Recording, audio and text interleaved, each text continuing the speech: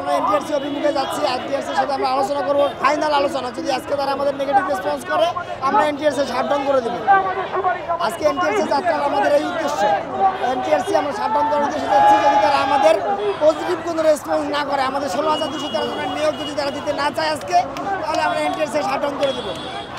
নিশ্চিত করুন, এই আবেদন আপনার কাছে 16,213 জনের পক্ষ থেকে আমি রাখছি।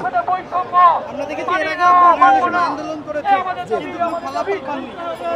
আমরা গত 14 তারিখে যখন শাহবাগে শান্তিপূর্ণ সমাবেশ করেছি, তখন শিক্ষা সচিব ম্যাডাম আমাদেরকে আশ্বস্ত করেছিলেন যে তিনি আমাদের বিষয়টা দেখবেন।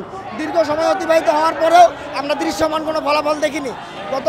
এরপরে হচ্ছে আমরা যখন তারপরে আবার দেখা করেছি অপেক্ষা করার পরে, তখন তিনি আমাদেরকে কোনো সুরাহা দেন নাই। যার কারণে আজকে আমরা রাজপথে নেমে এসেছি আমাদের ন্যায্য দাবি, আমাদের ন্যায্য অধিকার আদায়ের জন্য।